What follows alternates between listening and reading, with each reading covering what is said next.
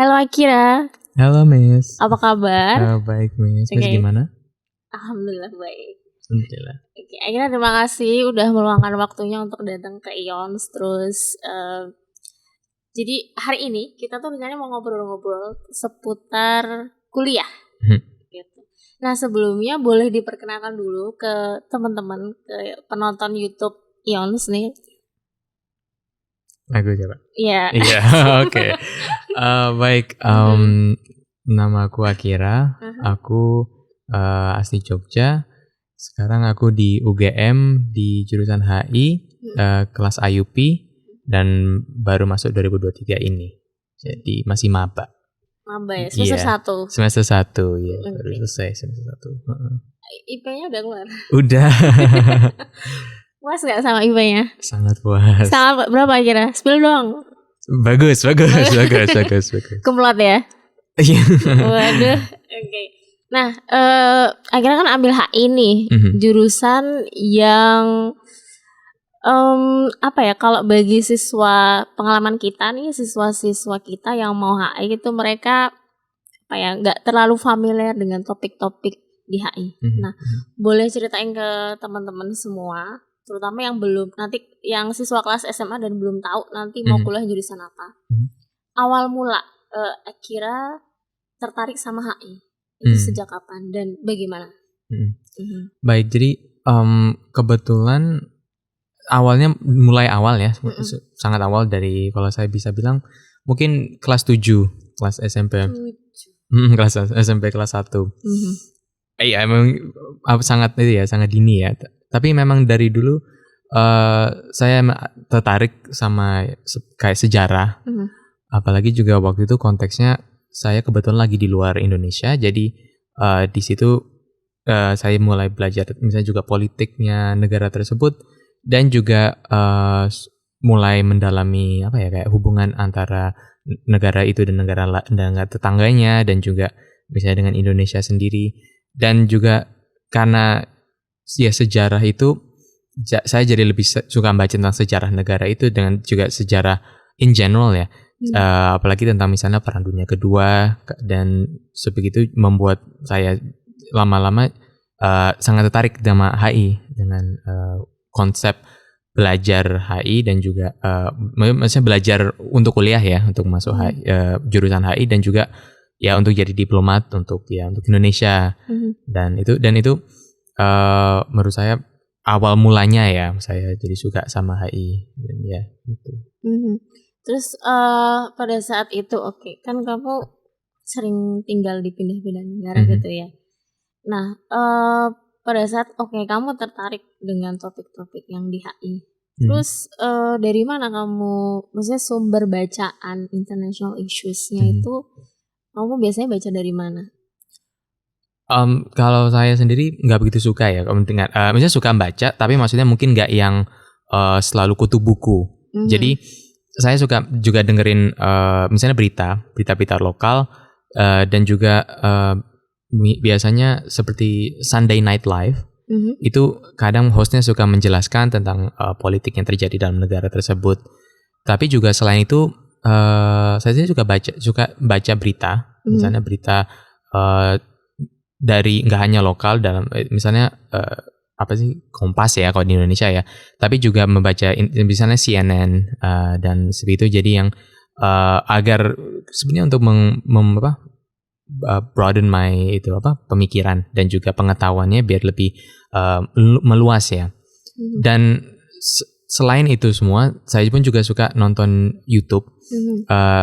Kebetulan di YouTube banyak sekali, apalagi yang tentang sejarah dan tentang geopolitik, itu banyak YouTuber yang suka membuat video esai biasanya 20 menitan itu tentang suatu negara, sejarahnya, apa yang terjadi, dan membuat korelasi misalnya dengan sejarah ini kenapa konflik ini terjadi misalnya, atau kenapa negara ini berpikir seperti itu.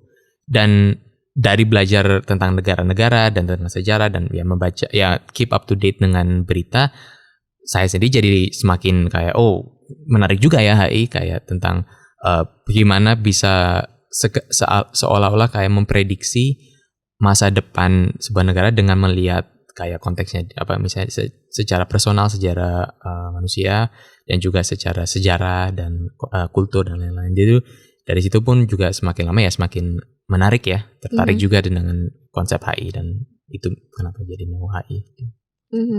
Oke. Kan tadi akhirnya sempat menyebutkan ada keinginan dengan belajar HI itu ada keinginan untuk menjadi diplomat. Seberapa jauh kamu mencari tahu pada saat kamu kepikiran aku mau HI nih, terus habis itu aku mau jadi diplomat nih, maksudnya salah satu untuk karirnya gitu. Nah, seberapa jauh kamu pada saat itu mencari tahu job desk? Nah, job desk kebetulan karena saya sering di luar, jadi sering berinteraksi dengan sesama keluarga KBRI dan juga diplomat-diplomat yang ada ya di negara tersebut, atase dan lain-lain. Jadi dari situ saya juga mulai bertanya kayak seperti apa menjadi diplomat Kemenlu, dan ataupun misalnya dengan atase misalnya how does it feel jadi atase gitu. Dan dengan situ saya juga sering mendengarkan cerita, melihat misalnya mereka setelah meeting dengan negara host ya, negara yang mereka tujui, dan di situ ya semakin tertarik juga karena keren juga. Dan kebetulan saya juga diberi kesempatan waktu itu ikut Taimun Model United Nations yang di Den Haag waktu itu, dan di situ jadi seperti real life experience menjadi diplomat di United Nations di PBB. Dan experience mengikuti acara itu melekat ya, stuck with me, dan di situ jadi lebih tertarik, apalagi karena udah pernah nyoba ya quote-unquote jadi diplomat. Jadi itu kan membuat dia lebih tertarik aja karena menarik juga mereka kerja kerjaannya kayak gini gitu. Jadi kayak membuat resolusi, debat dengan negara, misalnya dengan delegasi negara lain gitu. Jadi kan itu sangat-sangat menarik buat saya sendiri karena itu saya suka debat, suka ngobrol dengan orang dan mengetahui itu. Jadi kayak ya itu kenapa jadi mau jadi HI juga. Oke. Kalau di sekolah sendiri akhirnya kan kamu mau HI, terus di sekolah sendiri memang dari tugas-tugas yang diberikan dan juga dari subjek-subjek yang ada memang membantu atau seenggaknya mengarahkan, ada yang bisa mengarahkan kamu untuk lebih mempersiapkan untuk belajar di HI atau seperti apa? Sebenarnya saya waktu SMA IPA. Oh, serius? jadi saya nggak dapat kelas sosiologi, geografi gitu, enggak. Tapi gitu. Ya karena saya bilang udah dari SMP ya, dan waktu itu SMP saya ada kelas geografi, ekonomi, dan jadi kelas-kelas yang tipikal IPS ada. Jadi di situ udah mulai ngerti. Jadi everything else yang tentang mau masuk HI, jadi dengan geopolitik itu saya otodidak belajar sendiri. Tapi belajarnya pun juga maksudnya nggak yang kalau orang pikir ya sambil nulis gitu, sambil baca buku siapa ini, nggak juga. Karena saya suka nonton YouTube kan, misalnya saya sambil ngerjain tugas dengerin di headset, ada orang ngomongin tentang geopolitik apa gitu. Jadi dari situ pun juga kayak jadi lebih mengerti kan. Jadi nggak mungkin, kalau nggak tahu ya kalau experience kelas IPS gimana, tapi saya sebagai anak IPA yang masuk jurusan IPS jadi seperti itu, otodidak. Oke. Tapi ini kan HI nih kalau bahasa Inggris kan memang udah bahasa wajib ya. Nah, ada semacam kayak concern bahwa aku harus menguasai bahasa internasional lainnya nggak? Atau kamu maksudnya ya mungkin kamu juga effortless juga ya kalau karena kamu udah moving gitu. Nah itu atau sama ini, kalau misalkan nih kamu background kamu itu tidak tinggal pindah-pindah gitu, atau mungkin nggak kalau misalkan kamu ini nanti kepikirannya bukan di HI gitu? Oke, pertama yang tentang bahasa itu, memang ya bahasa Inggris sangat penting ya, apalagi kalau misalnya pun jadi diplomat kan pastinya ngomong bahasa Inggris antar negara. Tetapi yang saya ketahui itu yang penting juga kemampuan dalam bahasa ketiga. Itu sangat menaikkan kemungkinan ya, kalau saya dengar itu kemungkinan untuk jadi diplomat di negara tersebut. karena kebetulan saya sendiri kan bisa ada bahasa ketiga, jadi itu bisa ya membantu lah misalnya dalam karir nanti. Tapi juga misalnya maupun mungkin nggak ada sejarah pindah-pindah, tetap saja bisa. Maksudnya karena nggak hanya karena teman-teman saya juga kebanyakan full di Indonesia, tetapi juga karena itu sesuatu yang bagus, tapi juga nggak harus gitu. Maksudnya you don't have to harus pindah-pindah gitu. Tetapi maksudnya yang penting tetap open minded dan mau untuk belajar kultur orang lain, negara lain, untuk mengerti sejarahnya, mengerti orangnya seperti apa, dan menurut saya dengan melakukan hal seperti itu, maupun mungkin nggak pernah keluar, masih bisa kemungkinan untuk masuk AI masih sama aja, dan untuk nanti karir misalnya di Kemenlu masih sama aja, karena yang penting buat jadi diplomat kan untuk ngobrol, misalnya ada diskusi ya, debat dengan orang dari negara lain, dan ya kalau misalnya dan ada kemauan untuk mengerti kultur, mengerti itu kan akan dilihat, oh berarti ini orang benar-benar mau ya untuk bekerja di Kemenlu dan juga masuk HI, karena ya itu dia emang sangat penting soft skill untuk bisa mengerti itu ya. Jadi oke.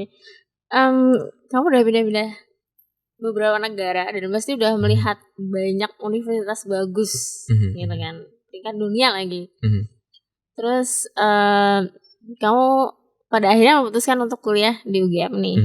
Nah, boleh di-share nggak ke teman-teman kenapa dari setiap negara yang pernah kamu singgah dan juga univ yang pernah kamu lihat, kenapa nggak tertarik untuk langsung aja melanjutkan misalnya ke univ yang di luar gitu loh, jadi nggak di UGM kemudian IUP gitu.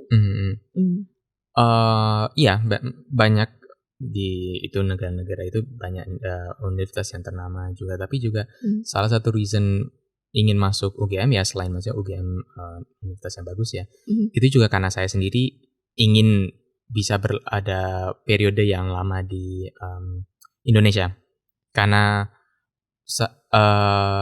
jujur aja saya sendiri teman-teman Indonesia itu tidak ada selain teman-teman saya dari SD. Iya, jadi kebanyakan teman-teman saya maksudnya yang nggak di Indonesia, dan juga salah satunya juga sedikit kemauan pribadi, karena ya saya ingin juga punya teman-teman Indonesia kan, karena saya sendiri kayak warga negara Indonesia, cinta Indonesia, jadi kan maksudnya kalau nggak punya teman, nggak punya experience tinggal di negaranya sendiri kan kayak nggak fair lah ya. Jadi dan itu pun salah satu kemauan pribadi untuk balik ke Indonesia dan masuk UGM, nggak hanya juga karena saya warga Jogja, jadi kan UGM yang ya paling obvious ya, tapi juga spesifik untuk HI, karena ya kerjanya kan akan di Kemenlu, pasti pentingnya untuk networking dan lain-lain pasti di Indonesia. Maksudnya kalau mungkin ya kalau saya di luar negeri pun bisa di manalah namakan itu, ya dapat gelarnya juga, tapi mungkin networkingnya nggak akan itu kalau di sini ya, karena ya bagaimanapun juga Kemenlu kan itunya Indonesia. Jadi kalau misalnya di Indonesia lebih besar ya chancesnya untuk misalnya kemarin di FISIP tuh ada Komahi, ada yang pergi ke Kemenlu. Magang? Bukan magang, ini cuma kayak tour. Maksudnya apa ya? Kayak study tour, outbounding gitu. Ke itu mana ke Kemenlu di Jakarta. Oke. Jadi maksudnya seperti itu kan, kalau di UGM atau di Universitas di Indonesia kan lebih besar ya daripada kalau misalnya di luar negeri. Jadi itu juga salah satu kenapa mau di UGM dan di Indonesia dibandingkan di luar negeri. Oke. Kita menuju ke ini topik perkuliahan ya. Oke. Kemarin kan udah tes IUP, kemudian sudah melewati semester 1. Okay.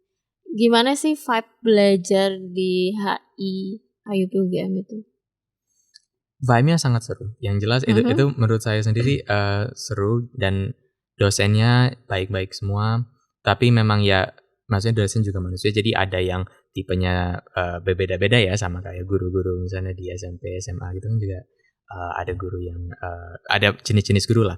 Tetapi selain itu gurunya baik, mengajarkannya juga sangat sangat mengena, jadi maksudnya gampang ngerti gitu. Dan mereka juga karena mereka guru juga experience, jadi suka misalnya dalam ngerjakan PR atau tugas gitu ada sisi pandang yang kita tidak lihat karena beliau sudah guru-guru sudah lebih experience, melihat mungkin kamu kurang di bagian ini. Jadi kritik dari gurunya tuh juga lumayan bagus, apalagi untuk nggak hanya untuk ngerjakan PR tapi juga untuk kedepannya, untuk cara melihat dunia dan menulis esainya juga biar lebih bagus gitu. Tetapi juga kalau ngomong tentang mata kuliah, kebetulan sekarang karena masih semester 1 semester 2 kebanyakan masih introduction, jadi masih intro to sejarah Indonesia, politik Indonesia, jadi masih yang mula-mula doang ya. Tapi tapi maupun dari semester 1 pun sudah banyak banyak cara pengajaran gurunya yang menarik-menarik, karena gurunya nggak hanya cuma yang ini salah satu yang diomongkan oleh dosennya waktu saya masuk UGM itu, bahwa UGM bukannya ngajar tapi buat membantu sebagai platform untuk memajukan. Jadi dengan itu gurunya di depan ngajar iya, tetapi nggak sepenuhnya ngajar yang kayak di papan tulis atau di PowerPoint gitu. Tetapi gurunya suka memasukkan kayak diskusi. Jadi banyak misalnya setelah kita diajarkan sesuatu, ada waktu ini beda per kelas ya. Ada satu yang misalnya setelah jam kelas ada yang membuat waktunya sendiri dibantu dengan Astos untuk diskusi per grup gitu. Biasanya suka diskusi tentang yang dibahas, dan juga kadang Astosnya suka masukin real life case study, misalnya ya recently ini ya Israel Palestina ya, karena suka dimasukin kayak buat kita diskusi sendiri. Terus ada yang suka mungkin ada yang suka setelah itu ada kayak mereview apa yang telah kita pelajari di minggu itu, dan juga ada yang banyak simulasi. Iya, simulasinya berarti seperti kemarin pernah simulasi G20. Jadi kita sebagai delegasi G20 masuk ke konferensi gitu. Dan kita harus menulis ya, seperti kalau masuk MUN ada yang kayak papernya, ada our opinion, itu juga ada perdebatannya juga ada.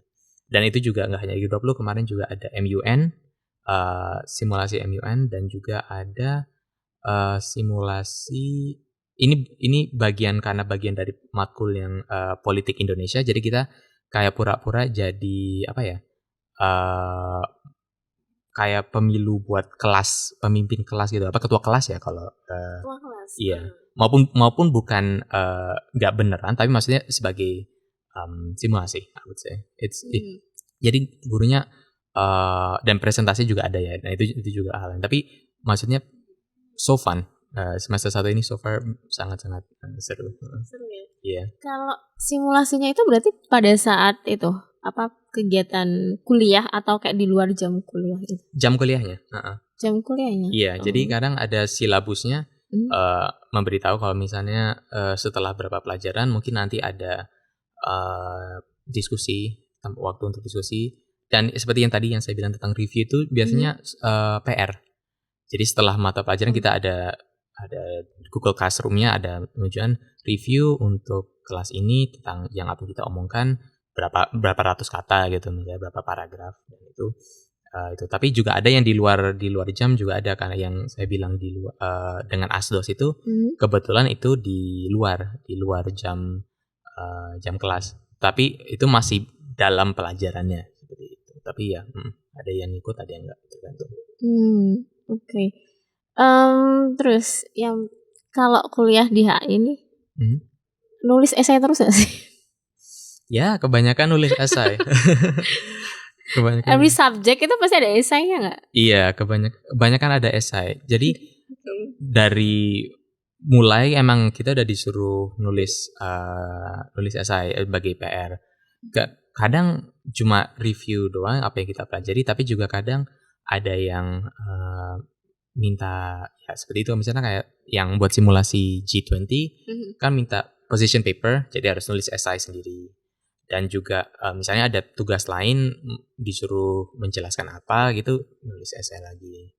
Tetapi kalau saya dengar ya dari cutting itu semester 1, semester 2 jumlahnya masih dikit dibandingkan itu. Ini dikit dalam konteks itu ya, semester 1 ya. Biasanya kalau personal experience paling kurang dari 1.000 kata, kurang lebih. Kurang dari 1.000. Yeah. Dan kadang pun kalau misalnya di Google Classroom tulisannya katanya banyak, itu biasanya maksimal gitu. Jadi misalnya maksimal 1.500 gitu. Jadi nggak harus 1.500 tapi maksimalnya segitu. Jadi limitnya. Jadi itu mengapa kalau misalnya yang buat yang mau masuk IUP, esainya itu sangat-sangat penting karena itu salah satu penilaian yang dilihat ya sama dosennya, cara menulis, cara menuturkan argumen dan lain itu kan sangat penting. Oke. Nah, kan kemarin udah PAS ya, udah final exam nih. Kalau HI itu apa bentuk ujiannya apa bikin esai atau ada yang esai, ada yang multiple choice atau kayak pertanyaan esai, jadi bukan bentuknya paper kayak gitu. Iya. Gimana? Kalau saya UTS dan UAS semuanya take home. Tapi ada satu yang nggak take home.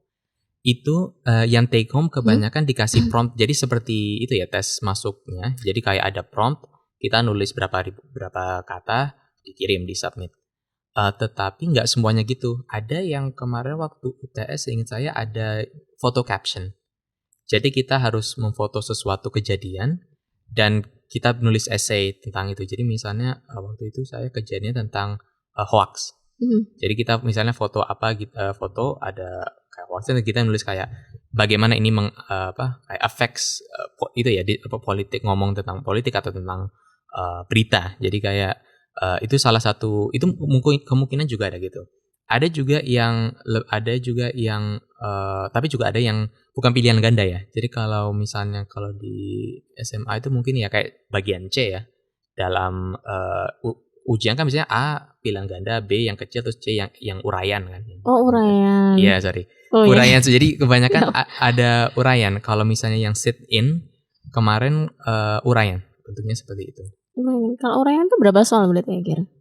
Kalau kemarin kalau nggak salah ada, ini juga beda per guru ya. Tapi waktu UTS kemarin kalau nggak salah ada 3 atau 4 pertanyaan dan semua pertanyaan satu pertanyaan itu 100 sampai 300 kata kurang lebih.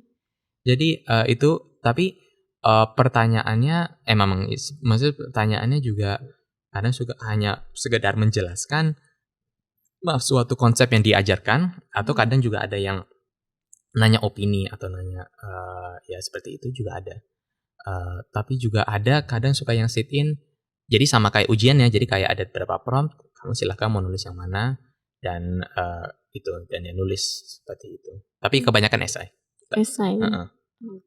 Tapi untungnya yang esainya ketik, kecuali yang sit in harus nulis. Tapi kebanyakan karena take home ngetik. Nggak capek ya tangannya ya. Kalau nulis berarti ini ya pakai yang seperti kertas waktu tes IUP esai itu nggak sih? Iya, tesnya sama. Sama ya? Kertas yang sama juga. Oke. Selama menjalani semester 1 ini, menurut kamu challenge-nya tuh apa? Atau nggak ada? Kalau menurut saya pribadi mungkin sebenarnya FOMO. FOMO-nya itu lebih karena banyak teman-teman saya yang ikut magang Komahi. Ada yang mungkin UKM-nya sudah maju, jadi banyak yang udah mulai ikut lomba. Ada yang udah mulai proyek pribadi, ada beberapa teman saya proyek gitu. Jadi kayak saya sendiri juga kayak saya sendiri juga ikut UKM, tapi UKM-nya nggak begitu itu ya, karena nggak selalu ada setiap minggu gitu loh. Terus juga ada yang mungkin karena lagi masih pergantian pemimpin, jadi masih kayak nggak intensif ya. Dan waktu itu saya juga nggak ikut magang Komahi, jadi saya sendiri memang fokusnya ngerjain tugas dan itu. Jadi dan kadang kalau saya dengar kayak dia Komahi itu ikut apanya, wow seru banget ya. Aku di sini kayak aku nggak ngapa-ngapa, jadi kayak aku takut gimana itu. Apalagi yang punya proyek sendiri itu jadi kayak keren banget kan, kayak wah punya proyek sendiri, kayak mereka buat Instagram sendiri itu, jadi kayak saya kayak wah what am I doing gitu.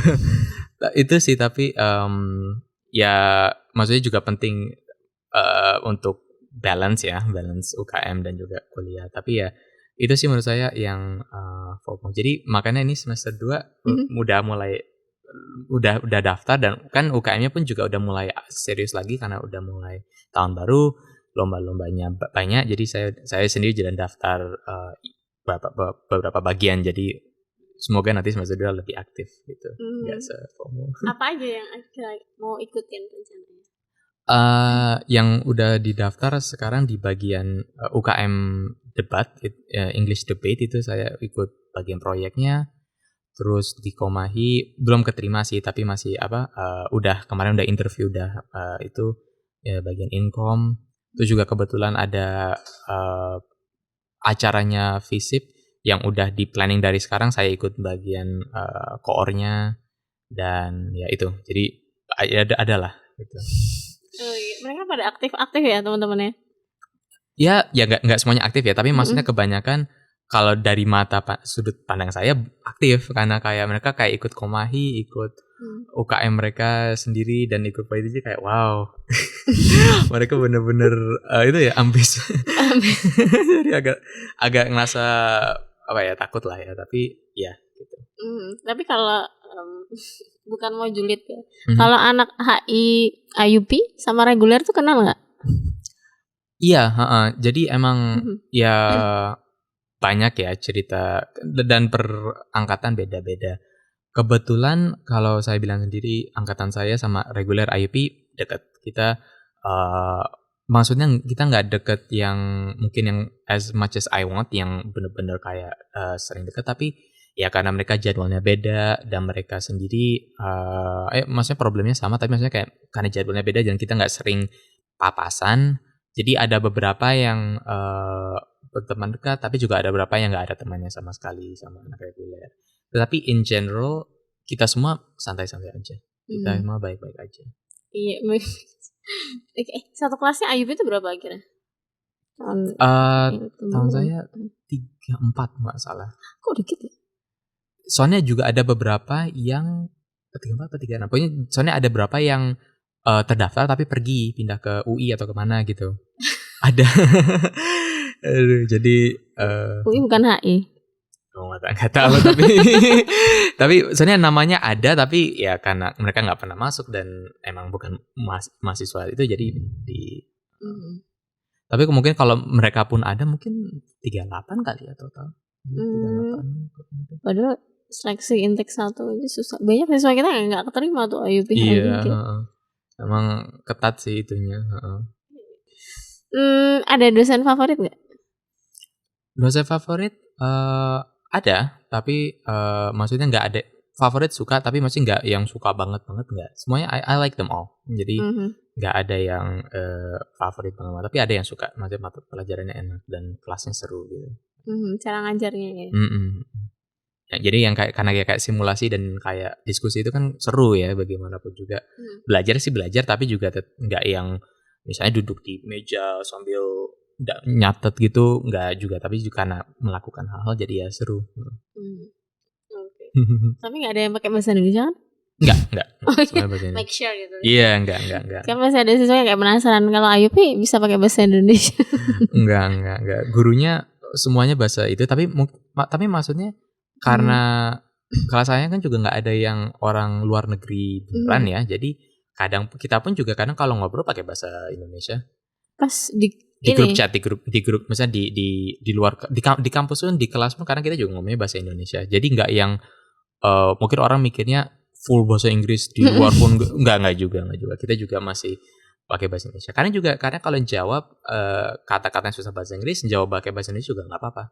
Tapi maksudnya tetap mata kuliahnya, pembelajarannya bahasa Inggris, dosennya ngomong pakai bahasa Inggris, jawabnya pakai bahasa Inggris dan lain-lain gitu. Tapi nggak yang strict, mungkin orang mikirnya semuanya harus bahasa Inggris kayak sampai di luar itu enggak. Kan pernah dengar tuh kayak misalnya anak IUP jurusan lain tuh kayak misalkan dia mau ke kantin atau dia lagi di luar kelas kayak nggak boleh pakai bahasa Inggris. Oh ya, ada juga yang itu ya ada, tapi itu kan juga preferensi muridnya sendiri ya. Ada yang yang menurut mereka bahasa Inggris lebih nyaman karena mereka mungkin dulunya sekolah swasta yang lebih banyak bahasa Inggrisnya. Jadi tapi mayoritas kita juga ngomong bahasa Indonesia juga kayak di konteks-konteks lainnya. Oke. Nah, ini semester 1, tapi kalau misalnya kita bicara ke depan nih akhirnya, nanti kamu lulus gitu ya. Yeah. Rencana kamu ke depan setelah lulus tuh ngapain? Yang pasti karena ya HI gitu ya, berarti kan kapan CPNS terus masuk ke Menlu. Iya. Seperti itu. Tapi tapi banyak juga teman-teman saya yang saya juga bukan ikut ya, maksudnya kayak sefrekuensinya tuh, jadi ada yang mungkin memikir masuk bisnis. Ya, bisnis internasional kan juga ada. Mungkin nggak kan, dan itu juga kan maksudnya ekonomi juga bisa, tapi maksudnya nggak harus ekonomi juga kan, karena maksudnya masih berpapasan ya itu dua belajarannya. Terus juga ada yang jurnalisme, juga ada yang udah ada rencana jurnalisme. Ada juga yang mungkin ada itunya sendiri, maksudnya ada kayak idenya sendiri, maksudnya entrepreneur membuat pekerjaan sendiri atau kafe atau apa gitu. Tapi ya kebanyakan dari kita pastinya maunya masuk ke Menlu. Tapi kita juga mikir plan B-nya ya kayak nggak bisnis hal-hal lain lah ya, seperti jurnalisme atau bisnis atau ya saya sendiri juga sama. Boleh ini share ke teman-teman yang masih belum, kan kalau akhirnya udah kepikirannya dari kelas 7 udah berarti umur berapa ya, 13 ya? Ya. 13, udah lama banget itu udah kepikiran kuliahnya mau jurusan apa dan terwujud saat ini. Kalau bisa di-share ke teman-teman ke kelas adik tingkat yang masih kelas 10, kelas 11 yang belum tahu jurusan kuliahnya apa, dan kalaupun sudah tahu, apa pesan akhirnya yang untuk mempersiapkan supaya nanti keterima juga? Ya kalau menurut saya sendiri mungkin yang paling itu ya hobi ya. Jadi kayak pertama yang ngikutin hobi. Kebetulan kan ya karena hobi saya waktu itu juga nonton kayak yang hal-hal tentang sejarah dan juga kayak tentang ilmu politik, bahasa. Jadi itu sedikit natural progression buat masuk HI. Tapi juga mungkin misalnya kan lagian juga kita semakin SMP SMA seharusnya udah punya kayak maksudnya pelajaran yang suka apa yang nggak suka.